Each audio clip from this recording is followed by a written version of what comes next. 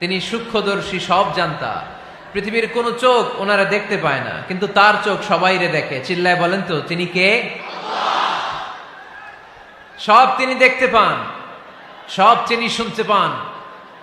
সাত আকাশের উপর সিদরাতুল মুনতাহা, তার উপরে আল্লাহর আরশ, তার উপরে আল্লাহর কুরসি, সেখানে আল্লাহ তাআলা সমাসীন। এই আরশের উপর থেকে আল্লাহ তাআলা জমিনের অতল গহ্বরে, কোন জঙ্গলে, কোন গুহার ভিতরে কোন পিপিলিকাও যদি হেঁটে যায়, আল্লাহ বলে এত উপর থেকে ওই পিঁপড়ার হেঁটে চলার পায়ের আওয়াজটাও আমি আল্লাহ শুনতে পাই। এজন্য কেউ যেটা শোনে না, শোনে কে? কেউ যেটা দেখে না, দেখে কে? কেউ যেটা পারে না, পারে কে? আওয়াজ করে বলেন, আল্লাহ কি আমাদের কাছে না দূরে? আমার বাবা মা আমার যত কাছে, তার চাইতো আমার বেশি কাছের কে? আমার স্ত্রী আমার যত কাছের, তার চাইতো আমার বেশি কাছের কে? আমি আমার যত কাছের, তার চাইতো আমার বেশি কাছের কে? আল্লাহ তাআলা তিনি যে আমাদের কাছে, এটা বোঝানোর জন্য তিনি কোরআনে দুটি শব্দ ব্যবহার করেছেন। আওয়াজ করে বলতে হবে, কটি? দুটি। এক জায়গায় ব্যবহার করেছেন করিব, আরেক জায়গায় ব্যবহার করেছেন আকরাব।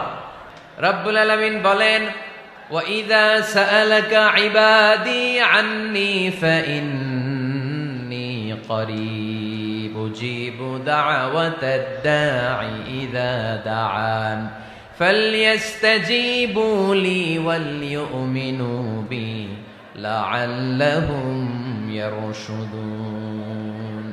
রব্বুল আলামিন বলেন, নবী হে, আমার বান্দারা যখন তোমাকে জিজ্ঞেস করে আমি কোথায়, তুমি বলে দাও ইন্নী করিব, আমি কাছে। আল্লাহু আকবার। তিনি কাছে। আল্লাহর হাবিব সাল্লাল্লাহু আলাইহি ওয়াসাল্লামকে আল্লাহ কমান্ড দিলেন, আপনি বলে দেন, যখনই উম্মতেরা জিজ্ঞেস করবে আল্লাহ কোথায়, আমি কোথায়, আপনি বলে দেন ফাইন্নী করিব, আমি কাছে। আরেক জায়গায় আল্লাহ ব্যবহার করলেন আকরাব, কাছে না। করিব মানে কাছে, আর আকরাব মানে সবচাইতে কাছে। The closest one, the most closest one, সবচাইতে কাছে। ওয়া নাহনু আকরাবু ইলাইহি মিন হাবলিল ওয়ারিদ। তোমার পেছনে যে স্পাইনাল কর্ড, শির দ্বারা, ব্যাকবোন, মেরুদণ্ড, যেটা আমাদের দেহের একেবারে মাঝখানে, আল্লাহ বলে আমি ওইটারও কাছে। কোন কোন মুফাসসিরিন ইকরাম বলেন, আমাদের যে খাদ্যনালী আর শ্বাসনালী, এটা আমার ঘাড়ের যত কাছে, আমার আল্লাহ আমার তার চাইতেও বেশি কাছে। তার মানে এই আয়াত দ্বয় থেকে আমরা বুঝতে পারলাম আল্লাহ দূরে নন, তিনি আমাদের কাছে। তিনি আমাদের কাছে, ডাকলেই তিনি সাড়া দেন। সুবহানাল্লাহ পড়েন। ভায়া হয়ে তার কাছে যাওয়া লাগে না, মিডিয়া হয়ে যাওয়া লাগে না। আমার সাথে দেখা করতে হইলে কত ভায়া হয়ে আসা লাগে, পাওয়া যাচ্ছে না। কিন্তু আল্লাহরে পাইতে হইলে অ্যাপয়েন্টমেন্ট লাগে। আওয়াজ করে বলতে হবে মুসলমান, আল্লাহরে কাছে পেতে সিরিয়াল লাগে। আল্লাহ বলে ডাক দিলেই আমার আল্লাহ আমার ডাকে সাড়া দেয়। চিল্লায় বলেন ঠিক কি না?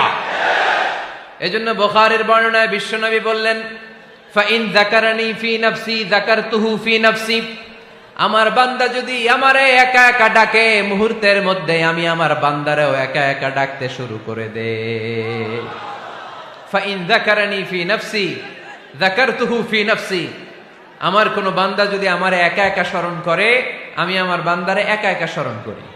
ওয়া ইন যাকারানি ফি মালাইন যাকারতুহু ফি মালাইন খায়রিম মিনহু।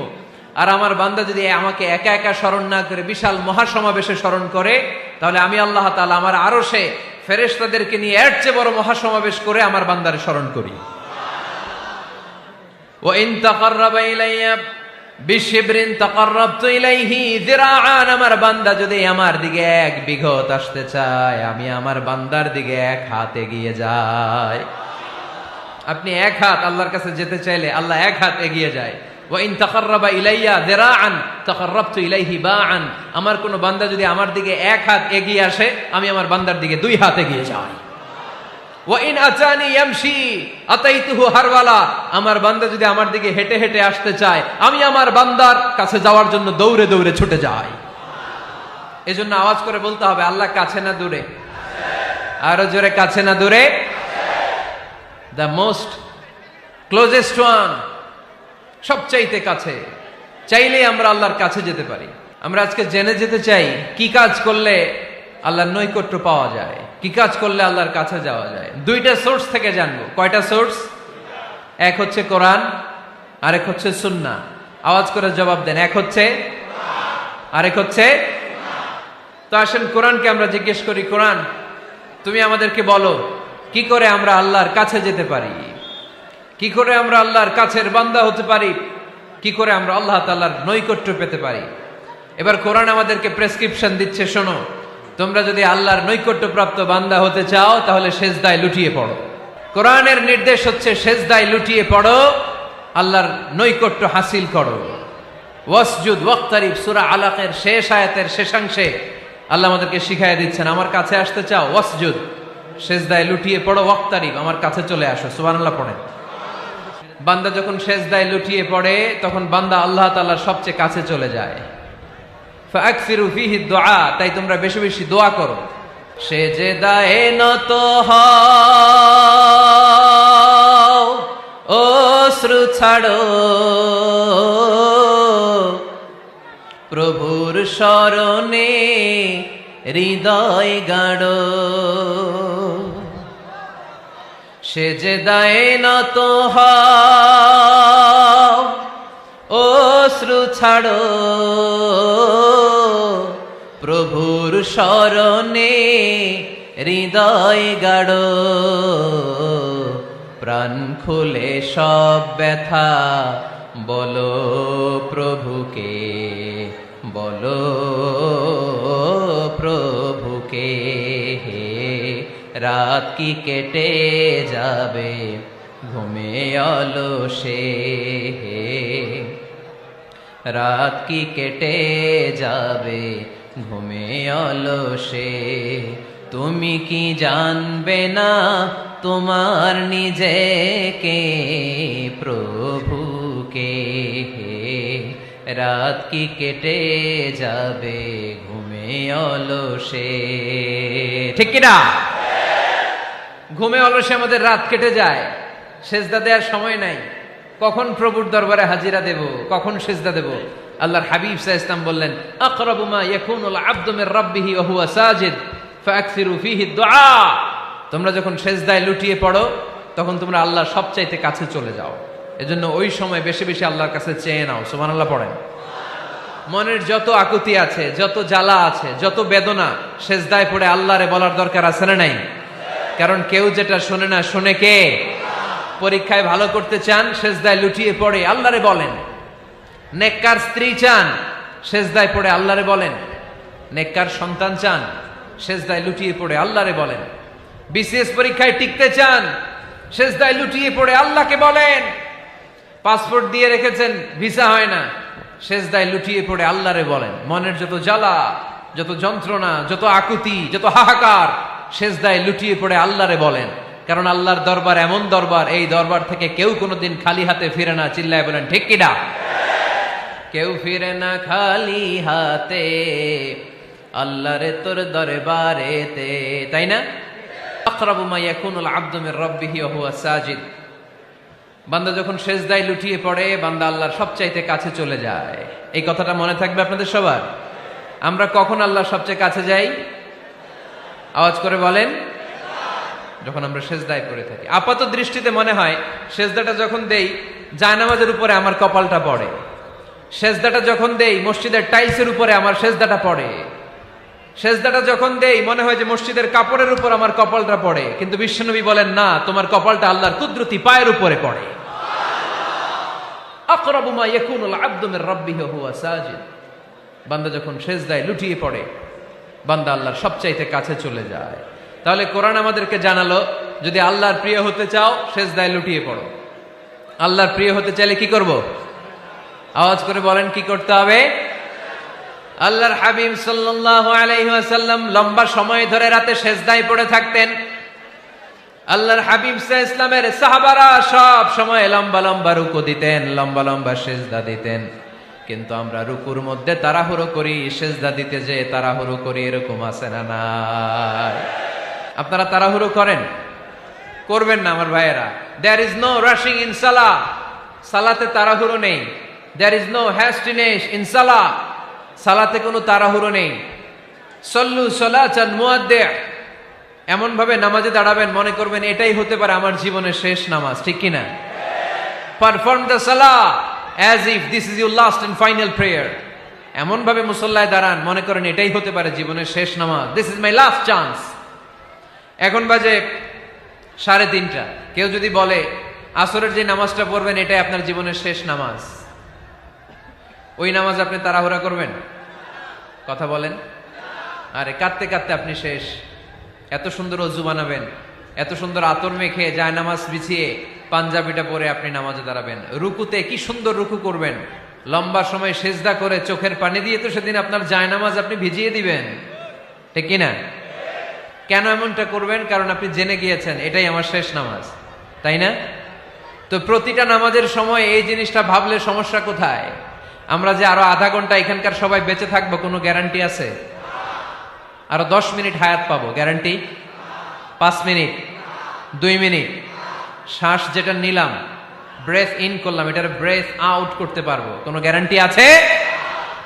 তো প্রতিটা সালাতের মুসল্লায় যখন দাঁড়াই এই চিন্তাটা আমাদের মাথায় আসে না কেন যে এটাই আমার শেষ নামাজ? সল্লু সালাতান মুআদ্দিন। যখনই নামাজে আমরা দাঁড়াবো আমরা ভাববো হতে পারে এটাই আমার জীবনের শেষ নামাজ, এটাই জীবনের, ভাবা যাবে? আর লম্বা চূড়া রুকু করবেন, লম্বা সেজদা করবেন, রুকুতে পিঠটা সোজা রাখবেন।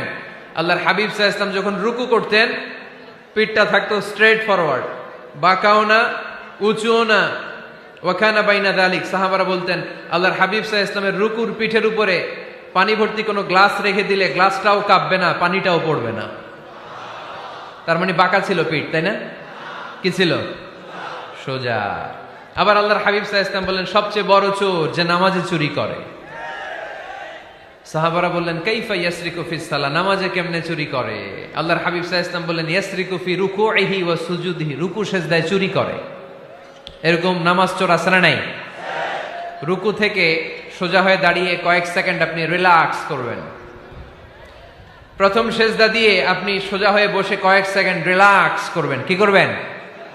রিল্যাক্স। আওয়াজ করে পড়েন সবাই, রিল্যাক্স। নামাজে তাড়াহুড়ো নাই, সালাত হচ্ছে মেডিটেশন, রিল্যাক্স।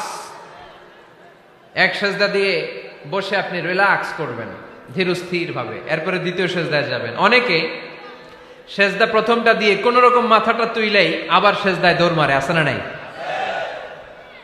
রুকু থেকে স্ট্রেট ফরওয়ার্ড দাঁড়ানোর কথা, দাঁড়িয়ে 1-2 সেকেন্ড রিল্যাক্স করার কথা, ওইটা না করে রুকু থেকে কোন রকম মাথা তুলেই আবার সেজদায় দৌড় মারে, এরকম ডাকাত আছে না নাই? এরাই সালাত চোর। আমরা যেন নামাজ চোরের খাতায় নিজেদের নাম না তুলি, আমরা যেন বেশি বেশি আল্লাহর সেজদা দেই। আল্লাহর হাবিব সাল্লাল্লাহু আলাইহি ওয়াসাল্লাম সব সময় লম্বা লম্বা সেজদায় পড়ে থাকতেন।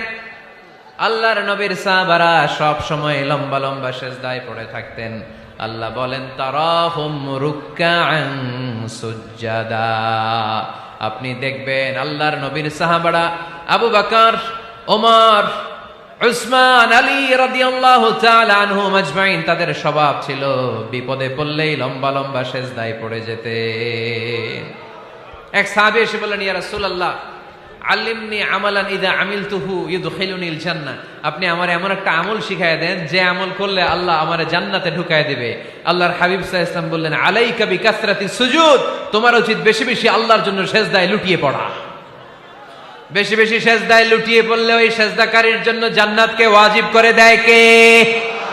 কিয়ামতের ময়দানে আল্লাহ বলবেন ও আমার বান্দারা আমারে সেজদা দিয়ে দেখা, কারা কারা দুনিয়াতে সেজদা দিয়েছিলি, আজকে এই কিয়ামতের ময়দানে আমারে সেজদা দিয়ে দেখা।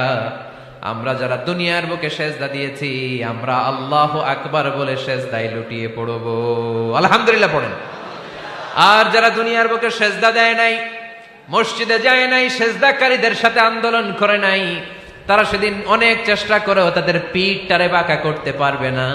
তাদের পিঠটারে সেই দিন লোহার মতো শক্ত করে দিবে কে? يوم يكشف عن ساق ويدعون إلى السجود فلا يستطيعون।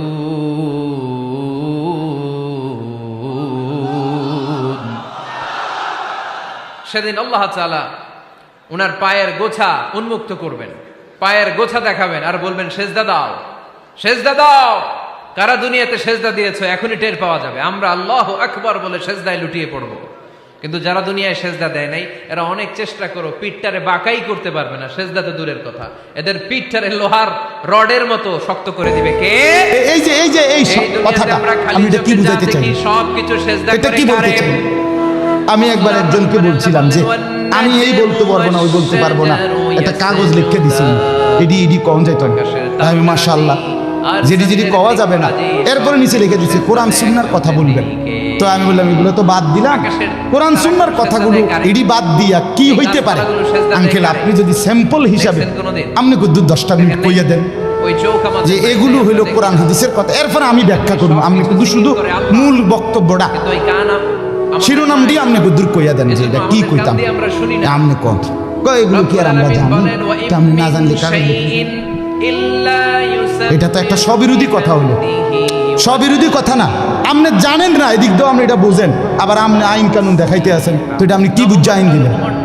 আল্লাহ আমাদেরকে বিবেক দান করেন, এটা ইনসাফ না, বরং জীবনের সব কিছু রাসূলুল্লাহ সাল্লাল্লাহু আলাইহি ওয়াসাল্লামের সুন্নাহর আলোকে, দিক নির্দেশনার আলোকে পালন করা, এটা ইনসাফ, এটাই দ্বীন, এটাই ইসলাম, এটাই শরীয়ত, এটাই নাজাত, এখানেই জান্নাত। আমার ঘাটতি আমাকে মেনে নিতে হবে, আমার কমতি আমাকে এটা মেনে নিতে হবে। মেনে নিতে হবে কিনা বলেন? হ্যাঁ, স্বীকার করতে হবে এটা আমার কমতি, এটা আমার ঘাটতি। অবজ্ঞা করা যাবে না, তুচ্ছ তাচ্ছিল্য করা যাবে না, টিটকারি মস্কারি করা যাবে না। ইসলামের একটা ছোট্ট জিনিসকেও তুরস্কার করা, তুচ্ছ তাচ্ছিল্য করা, ইস্তেহজা করা, এটা কুফর। আপনি জিজ্ঞাসা ওলামায়ে কেরাম, এটা শরহে আকায়েদের মাসআলা, কুফরি। আমনে দাড়িকে, মিসওয়াককে, টুপিকে, পাঞ্জাব, যা কিছু ইসলামের নিদর্শন, তার একটি জিনিসকেও আপনি অবজ্ঞা করতে পারবেন। ইস্তেহজা আপনি পালন না করা, এটা হলো কবিরা গুনাহ, আর অবজ্ঞা করা কুফর। একদিন মসজিদে মুয়াজ্জিন বেচারা পাগড়ি মাথা দিতেছে, ভদ্রলোক পয়সাওয়ালা মাতবরে এনে খাড়াইয়া এক পাশে প্রথম কাতারে, সে বলতেছে এই সমস্ত তেনাতুনা বান্ধনের টাইম এখন আসি, কিবলামুখী হয়ে এখনো রুকু দিয়ে আছে। সুবহানাল্লাহ পড়তে পারলেন না আওয়াজ করে?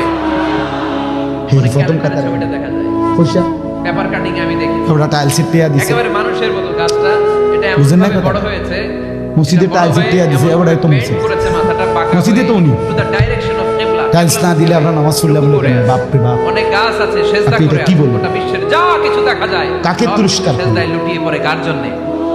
সবকিছু জিকির। আমার এই দুই চোখে আমি দেখছি, এই চোখে গান আমাদের নাই, ভদ্রলোক কোটি কোটি টাকার মালিক, প্রাইভেট ব্যাংকের ভাইস চেয়ারম্যান, কিন্তু মহাবিশ্ব উনি জানাজা পড়ছে, করে কারে?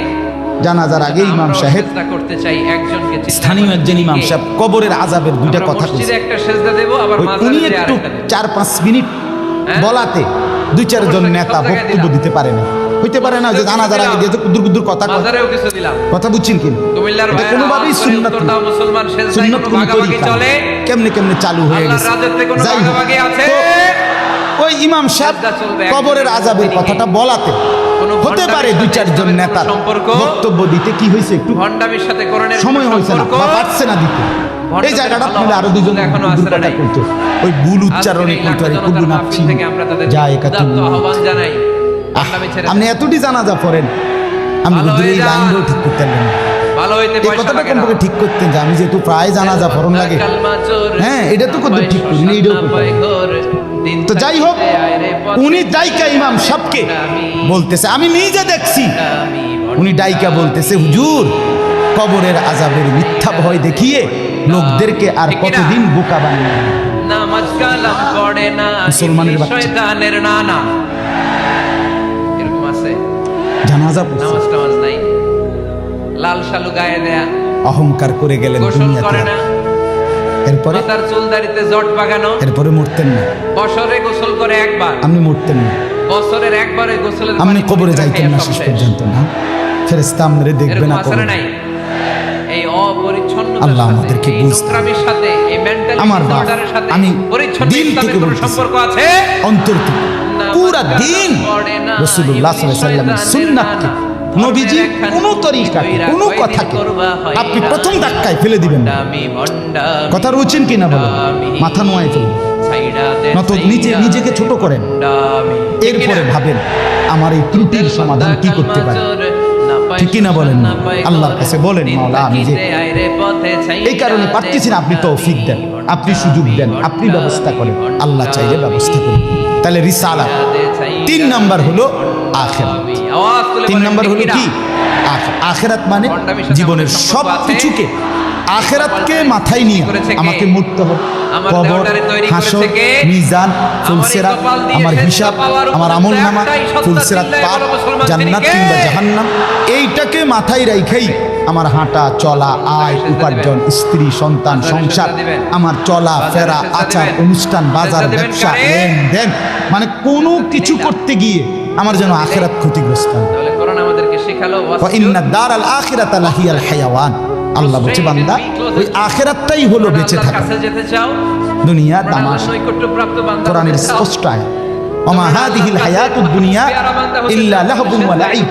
আল্লাহ বলছে বান্দা দুনিয়া আর কিছুই নয়, শুধুই তামাশা, শুধুই খেলাধুলা। অতএব দয়া করে, আমার সময় নাই, আমি আর বাড়াতে পারছি না, কিন্তু এই কথাটাই আপনাদেরকে বুঝাইতে চাই, আমার সব কিছুর মধ্যে আখিরাতকে সাথে নিয়ে সামনে নিয়ে যদি জীবন চালাই, আল্লাহর কসম দুনিয়ার সব প্রয়োজন পূরণ হবে, আখিরাতের জান্নাতও মিলে যাবে। আপনি ঠকবেন না বাপ। ফজরের নামাজ পড়লে কেউ ঠকে না, 5 ওয়াক্ত নামাজ পড়লে কেউ ঠকে নাই দোস্ত। হারাম উপার্জন করে কেউ লাভবান হয় নাই। গুনাহ কাউরে তৃপ্তি দেয় না, গুনাহ কাউরে, কোন সুদখোর তৃপ্তিতে নাই, কোন ঘুষখোর তৃপ্তিতে নাই, কোন কিস্তিওয়ালা তৃপ্তিতে নাই। 90,000 টাকা ইনকাম করে, 60,000, 70,000 মাসে ন্যূনতম কামাই। আমি নিজে জিগাইছি, কাকু কিস্তি কয়টা? 60টা। কিস্তি চলে 60টা, মাসে ইনকাম 70,000। তাহলে 70,000 টাকা ইনকামের পরে যদি কিস্তি চলে 60টা, আমার মসজিদের ইমাম সাহেবের বেতন 10,000, 8,000, এবার আর কিস্তি চলার কথা কয়টা? ইমাম সাহেবের কোনো কিস্তি ঠিক কিনা বলেন না? ইমাম সাহেব কিস্তিও নেয় না, এশার নামাজের পরে ফজর পর্যন্ত চুরিও করে না, ডাকাতিও করে না। বেটা মালিকের ঘরে সিজদা করে, আল্লাহর ঘরের গোলামি করে, খোদার 30 দিন 10,000 টাকা দিয়ে বউ বাচ্চা নিয়ে ইজ্জতের সাথে হাসি মুখে ধোয়া সাদা পরিষ্কার পায়জামা পাঞ্জাবি পরে আল্লাহর জিন্দেগি, আল্লাহর দুনিয়ায় জিন্দেগি কাটায়। মালিক একজন চিল্লায় বলেন তিনি কে? আমার কিস্তি লাগে। আমার একবার একজনে কইছে হুজুর রে আল্লাহ সালাম, একটা কইছি আর একজন কইয়া উঠছে, আমি দাম দিয়ে ইবলিস চালা করার কারণে ইবলিস জাহান্নামীদের সর্দার চিল্লায় বলেন আপনি কি শয়তানে চালাইনি? কথা বলেন না কেন? তো যে আল্লাহ হুজুর রে 80,000 টাকা দিয়ে চালাইতারে, আমনেরে চালাইতে 80,000 লাগে, আমনের কিস্তি 4টা লাগে কেন? আমনে মূলত শয়তানের হাতে নিজেকে তুলে দিয়েছেন। আল্লাহর হাত থেকে ছুটাইয়া নিয়া কার হাতে দিছেন? ইবলিসের হাতে। ইবলিসের হাতে। আল্লাহ বললেন আপনি সুখ পাইতেন না, মনে রাখেন, আমি লিখকে দিলাম, সিল মাইরা মামা সিল আছে, আদমকে সিজদা করো, সবাই সিজদা করলো, একজন ওই যে কম্পিউটার সিলজিরে থাক আর জোরে আমার এডিসি মুস্তাকবার অহংকার দেখালো, কানা মিনাল কাফির, আপনি সুখ পাইতেন না, অন্তর্ভুক্ত হলো, আপনি তৃপ্তি পাবেন না, গুনাহ তৃপ্তি দেয় না। এক সাগর, আটলান্টিক মহাসাগরের সব পানি যদি কোনো নেশাখোর, মদখোর, কোনো গাঞ্জাখোরকে দেওয়া হয়, সব পান করার পরেও তার তৃপ্তি হবে না। কিন্তু এক গ্লাস পবিত্র পানি পান করে তৃপ্ত হয়ে যায় হালাল। সারা পৃথিবীর 100 কোটি নারী যদি আজকের অসভ্য উলঙ্গ ছবি দেখে, যেই যুবক এরে যদি 100 কোটি নারীও উলঙ্গ করে দেখায়, কসম আল্লাহর এই জানোয়ারের তৃপ্তি হবে না। কিন্তু একজন পুরুষ 70 বছর 90 বছর একজন হালাল স্ত্রী দিয়া তার জিন্দেগি কাটায় ফেলে। হালাল তৃপ্তি দেয়, হারাম কি দেয় না? আওয়াজ করে আল্লাহ আমাদেরকে বুঝতে। অতএব আখিরাতকে বাদ না দাও।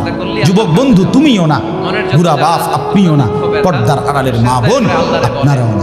আল্লাহ আপনাদেরকে তৌফিক দেন, আল্লাহ আপনাদেরকে কবুল করে। এই আয়াতগুলোতে আল্লাহ আখিরাতের কথা বলছে। আমি শুধু একটা তর্জমা বলছি, লা উকসিমু বিয়াউমিল কিয়ামা। আল্লাহ বলেন আমি কসম করছি কিয়ামতের দিনের। সুন্নাহকে যদি আমরা জিজ্ঞেস করি, ওয়ালা উকসিমু বিন নাফসিল লাওয়ামা, সাথে সাথে আমি আল্লাহ কসম করছি ওই অন্তরের, যেই অন্তর মানুষকে গুনাহের কারণে তিরস্কার করে নেক কাজে উৎসাহিত করে। কি বলে? সুবহানাল্লাহ। আয়াহসাবুল ইনসানু আল্লান নাজমাআ ইযামা। আল্লাহ বলে, মানুষ তোমরা কি ভেবেছো, তোমরা কি এই মনে করো আমি আল্লাহ কবর থেকে ছড়িয়ে ছিটিয়ে যাওয়া হাড্ডি গোশত যেগুলো ছিন্ন ভিন্ন হয়ে নিঃশেষ হয়ে গেছে, আমি সেগুলোকে একত্রিত করতে পারবো না? আল্লাহ বলে, বালা কাদিরিনা আলা আন নুসাব্বিয়া বানানা। কুনতু বাসরাহুল্লাযী ইবসিরু বিহি। বান্দা এই যখন যে দেখে নিজের চোখে দেখে, ফিঙ্গার দেয় যে বুঝিনি, ফিঙ্গার নেয় না এমনি, ফিঙ্গার এই এতটুকু জায়গার মধ্যে 800 কোটি মানুষ যদি ফিঙ্গার দেয়, এই জায়গা একরকম একই সাইজের এই বৃদ্ধাঙ্গুলি, এটা কিন্তু 800 কোটি ফিঙ্গার। আমি আল্লাহর পায়ে হাঁটে আওয়াজ করে আচ্ছা, বলতে এই হবে আল্লাহু আকবার। এত জায়গার ভিতরে 800 কোটি ডিজাইন কেমন? আমি তখন তার কান হয়ে যায়, আমি তখন তার চোখ বুঝেন না হয়ে কথাটা? যায়, জায়গাতেই করবে। আমি তখন তার হাত এটা হয়ে যদি আমি যায়, কয়টা আঁক দিয়ে কয়টা আলগা আলগা করতে আমার আর পারবো, তার করেন সাথে না আর মনে হয় ফারাক 30টা, থাকে না। সে আমার এক মানে মিনিট 300টা, চলে আসে আওয়াজ করে বলে 800 কোটি কেমনে করলো? এজন্য বিশ্বনবী ফিঙ্গার, এই ফিঙ্গার এটা এখানে বদরের প্রান্তরে আমাকে হাজি মহিলা হারায় গেছে, বেডি রোমের থেকে চলে গেছে মক্কা শরীফ, কিচ্ছু নিছে না, কারণ কোন কাগজ পাই না হারায় গেছে। রাত্র 11টা বাজে মহিলারে মোয়াল্লেমে গিয়া ঠিকই সৌদি আরব মোয়াল্লেম অফিস থেকে নিয়ে আসছে। কেমনে আনলো? ও ফিঙ্গার দিছে, আর বেডির পুরা ঠিকানা পাইছে। মাত্র 300 এয়ারপোর্টে না কি নিছে, ফিঙ্গার নিছে। ওদের কাছে অস্ত্র শস্ত্রের সজ্জিত তাইলে সেনাবাহিনী। আল্লাহ বলেন, বান্দা আমি আল্লাহ শুধু হাড্ডি গুড্ডি ফেরত দেব না, ফিঙ্গারও ফেরত দেব। এক মুষ্টি বালি নিয়ে বালা কাদিরিনা আলা আন নুসাব্বিয়া বানানা। এই বানানা অর্থ আঙ্গুলের অগ্রভাগ। আঙ্গুলের অগ্রভাগে যেই দাগগুলো ছিল, ঠিক যারটা যেটা ছিল দুনিয়াতে থাকাকালীন, কিয়ামতের ময়দানে উঠাইবার সময় ওই ফিঙ্গার মিলাইয়া যদি এখানে ফিঙ্গার দিয়ে রাখো, হাসরের মাঠে ফিঙ্গার দিল, এক ফিঙ্গার আসবে। বললেন 1000 সৈন্যবাহিনীর চোখের বালা কাদিরিনা আলা আন নুসাব্বিয়া বানানা। আমি বালু নিলাম, গায়ের যত জোর আছে এমন সব জিনিস চোখের দিকে মারলাম। বাল ইউরিদুল ইনসানু লিয়াফজুরা আমামা। আল্লাহ বলে, অথচ মানুষ সে বর্তমানকে তো অস্বীকার করে করে আর সামনের ভবিষ্যৎ নিয়েও আমি আল্লাহর সাথে তর্ক করি। কি করে? ইয়াসআলু আইয়ানা ইয়াউমুল কিয়ামা। অহংকার আর নাফরমানি করতে করতে হুজুরদেরকে, আলেমদেরকে, দিনদারদেরকে ব্যঙ্গ করে জিজ্ঞেস করে, কি কোন দিন হইব কিয়ামত? হয় না জি, কোন দিন হইব? ফাইদা বারিকাল বাসার। আল্লাহ বলে, হবে বান্দা, সেদিন কিয়ামত হবে, যেদিন ইসরাফিল ফু দিবে, সেদিন সমস্ত চোখ ধাঁধা লেগে যাবে। আহা কি হলো, আহা কি হলো? ওয়াখাসাফাল কামার, সব চাঁদটা আলোহীন হয়ে যাবে। জুমিআ শামসু ওয়াল কামার, সূর্য চন্দ্র এক হয়ে নিষ্প্রভ আলোহীন হয়ে যাবে, সব এলোমেলো হয়ে যাবে। আরে ওই যে একদিন শনিবার যে সকালবেলা ভূমিকম্প হয়েছিল কয়দিন আগে, মনে আছে না আপনাকে? 9:30টার দিকে আমি চাঁদপুর ছিলাম মাহফিলের কারণে। কুমিল্লা ক্যান্টনমেন্ট তো আমার বাসা, তো ওইখানে এক ব্যবসায়ী ক্যান্টনমেন্টের গুমতি টাওয়ার, বড় টাওয়ার, ব্যবসায়ী আমার ফোন দিচ্ছে, হুজুর হুজুর হুজুর হুজুর দোয়া করেন দোয়া করেন। কি হইছে? আমরা সব ব্যবসায়ী বাইরে গেছি। কি হইছে ভাই? কয় এখানে আমরা আপনার ভূমিকম্প হইছে, সব বাইরে গেছে। আমি বললাম, না ভাই, দোয়া করে আমার কোনো লাভ নাই, আমার এনে দরকার আছে না নাই? কে কারে দোয়া করে? আমার এনে তো কি লড়ছে, কিন্তু আমি আপনার কি দোয়া করতাম? আমি তো দৌড় ঘুরে আছি। নফল হচ্ছে ওভারটাইম। ঠিকই না বলেন না? হ্যাঁ, আল্লাহ বলেন কিয়ামতের ইসরাফিলের ফু দিলে জমিনের ভূমিকম্প আল্লাহর কাছে যেতে সব হলে নড়বে। কি করার মাধ্যমে কাছে যেতে হয়? ওয়াজুমিআ শামসু ওয়াল কামার ইয়াকুলুল ইনসানু ইয়াউমাইদিন আইনাল মাফার। কোটি কোটি মানুষ তখন পাগলের মতো দৌড়তে দৌড়তে বলবে, আইনা আইনাল মাফার, পালাবো কোথায় ভাই, দাঁড়াবো কোথায়, দাঁড়াবো কোথায়? ওই বেটাও বলবে সব নড়ে, ইনিও বলবে সব নড়ে, যেদিকে দৌড়াই সব নড়ে নড়ে নড়ে, সব নড়ে ভূমিকম্পে, কিয়ামতের ভূমিকম্প। আল্লাহ বলেন কাল্লা লা ওয়াজার, না বান্দা, জমিনে আজ আর কোথাও আশ্রয় নাই, আজ আর ঠাঁই নাই। ইলা রাব্বিকা ইয়াউমা ইদিনিল মুস্তাকার, আজ শুধুই তোমার রব আল্লাহর কাছে আছে। সবাই বলতে পারেন নাই? কার কাছে? আওয়াজ করে বলেন তো কিতাবটার নাম। ইউনাব্বাউল ইনসানু ইয়াউমা ইদিন বিমা কদ্দামা ওয়া আখার। এবার আল্লাহ বলেন আজ আমার কাছে ফিরিয়ে নিয়ে কিয়ামতের ময়দানে প্রত্যেককে জানানো হবে তুমি নিজের হায়াতে যা কিছু আমল করেছো, আর তোমার পরে তোমার নামে যা কিছু আমল চলেছে সব কিছু তোমাকে জানানো হবে। তুমি করেছো এই, তোমার নামে চালু ছিল এই, আমি করেছি নামাজ এত ওয়াক্ত, আমি মসজিদে দিয়েছিলাম তো সেই মসজিদে নামাজ হয়েছে এত ওয়াক্ত। আল্লাহ বলেন তোমার নিজের নামাজ এটার নেকিও তোমার, ওই মসজিদে যে সহযোগিতা দিয়েছিলে সেই নামাজগুলোর সওয়াবও তোমার নামে দেওয়া হবে। সুমধুর বাণীতে আমাদের গ্রামগুলো মুখরিত থাকতে হবে। আওয়াজ করে বলেন ঠিক কিনা? তুমি যে দেখছো টেলিভিশন, এগুলার গুনাহও লেখা হবে। তোমার যে বউ বাচ্চার জন্য রঙিনটা রাইখাইছো টেলিভিশন, তারা পরবর্তী এই টেলিভিশন যেই 20 বছর দেখছে এইটার সমস্ত গুনাহ তোমার বাণী শোনা যেত। কিন্তু এখন সমান সমান হইছে নানা ষড়যন্ত্রের কবলের পরে আমাদের বক্তব্য বন্ধ হচ্ছে। আমাদের কোরআন তাআলা নাফসিহি বাসীরা, আল্লাহ বলে শুধু জানাবো না, বরং প্রত্যেকটা মানুষ নিজের আমলনামা নিজের চোখেই দেখবে। রোজ সকালে সন্তান লাগে মাআযীরা, যদিও সে নিজের আমলনামা দেখে নানা ওজর আপত্তি ছলছাতুরি করতে চেষ্টা করবে। আল্লাহ এদিনই ধর্মপ্রাণ ঠিক আছে, মুসলমান আজকাল হয়েছে মডার্ন ধর্মপ্রাণ, আমরা বড়ই ধর্মপ্রাণ, নামাজ রোজা শুক্রবার ওদের নাই, ফেরেশতা বলতো দোস্ত শুক্রবারে আইছিলা ঠিক ওযু হইছে না দিকে দেখছি, ঠিক কিনা?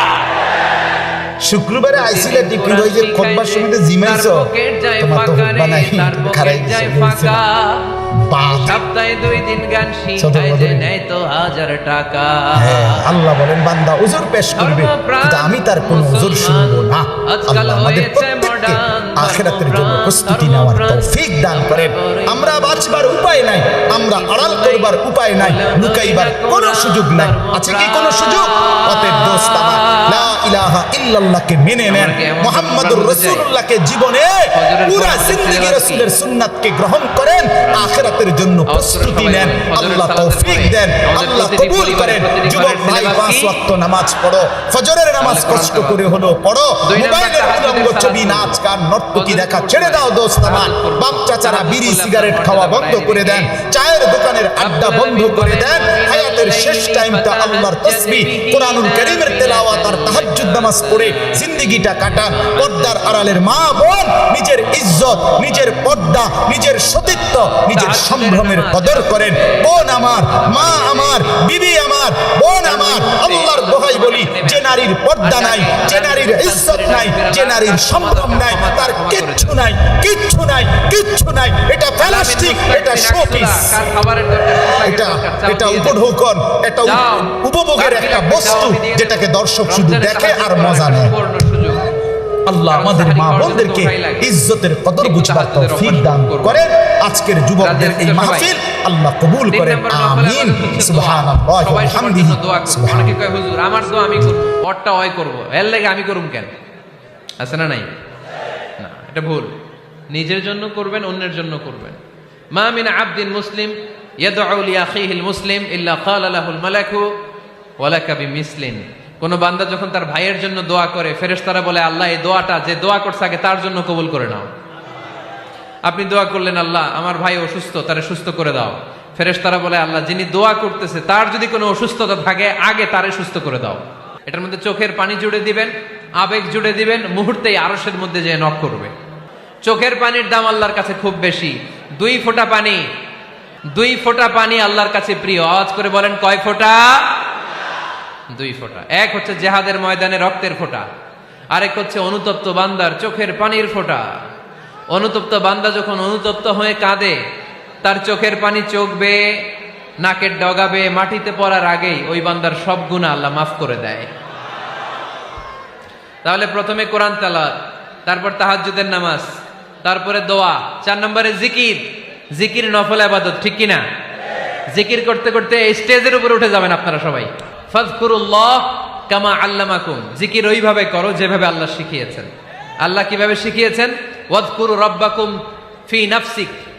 দেখেন জিকির করার পদ্ধতি কোরআন থেকে শুনেন। মনে মনে করো, তাদাররুআন সবিনয়ে করো, খিফাতান ভীত বিহবল চিত্তে করো, দুনাল জাহরি মিনাল কওল অনুচ্চ স্বরে, বেশি আওয়াজ করে লাফালাফি করো না। এটা হচ্ছে জিকির করার পদ্ধতি। জিকির করার পদ্ধতি আল্লাহর হাবিব শিখালেন, আহাব্বুল কালামি ইলাল্লাহি আরবাআ, আল্লাহর কাছে সবচেয়ে প্রিয় কথা কয়টি? 1 নাম্বার সুবহানাল্লাহ, 2 নাম্বার আলহামদুলিল্লাহ, 3 নাম্বার লা ইলাহা ইল্লাল্লাহ, 4 নাম্বার আল্লাহু আকবার। এর চেয়ে শ্রেষ্ঠ জিকির আর হতে পারে?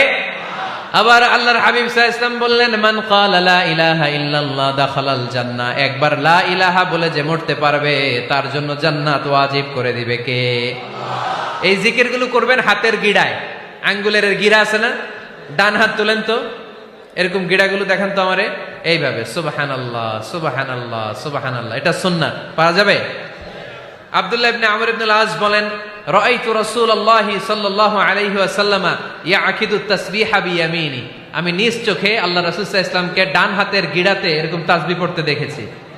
সুবহানাল্লাহ পড়েন, নীরবে নিঃশব্দে জিকির করবেন। হ্যাঁ, এটা ঠিক।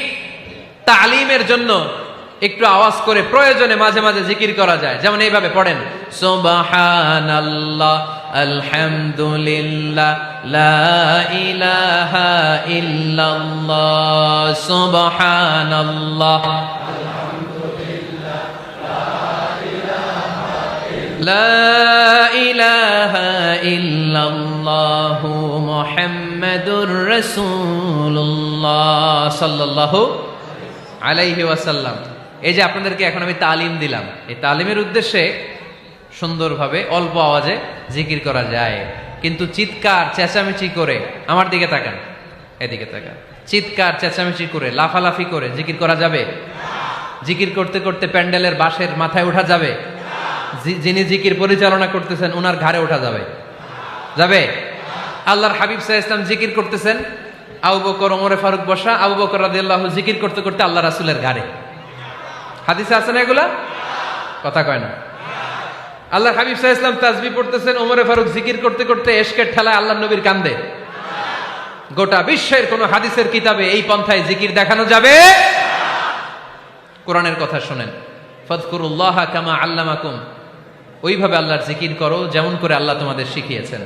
কোন হাদিস দেখাতে পারবেন যে আবু বকর রাদিয়াল্লাহু তাআলা আনহু জিকির করতে করতে, আরব দেশে সৌদিতে ছিল খেজুর গাছ, জিকির করতে করতে খেজুর গাছের আগায়, ওমরে ফারুক খেজুর গাছের আগায়, এগুলো পেলেন কোথায়? কেন এগুলো করেন? আল্লাহর হাবিব সাল্লাল্লাহু আলাইহি ওয়াসাল্লাম না, আল্লাহর হাবিব সাল্লাল্লাহু আলাইহি ওয়াসাল্লাম যেভাবে জিকির শিখিয়েছেন আমরা ওইভাবে করব। বরকত দিবে কে? 5 নাম্বার নফল ইবাদত, দান খয়রাত করব। রাজি আছেন? গোপন দান, গোপন দান আল্লাহর রাগ কমায় দেয়। কোন কারণে আমার রব যদি আমার উপর রেগে থাকে, আমি গোপন দান করলে ওই রাগটা মুহূর্তে ঠান্ডা হয়ে যায়।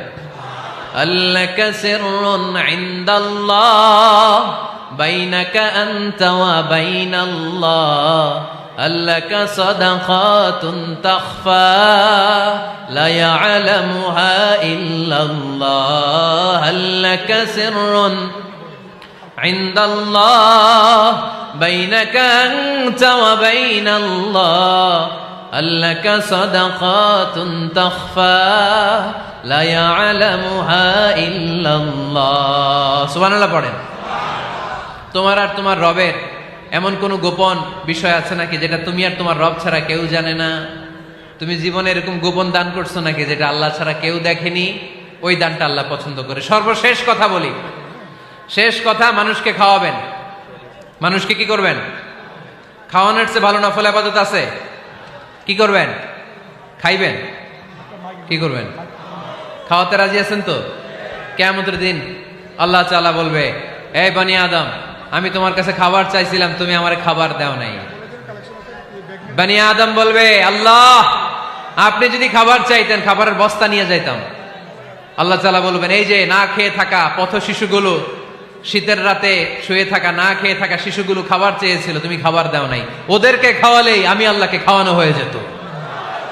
এজন্য মানুষকে খাওয়াবেন। রাজি আছেন তো?